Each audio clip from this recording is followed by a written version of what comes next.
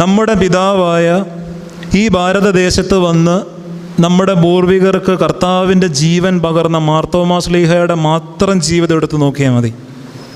കർത്താവ് ഒരുപാട് സ്നേഹിച്ച ശിഷ്യരിൽ ഒരാളാണ് മാർത്തോമാ ശ്ലീഹ.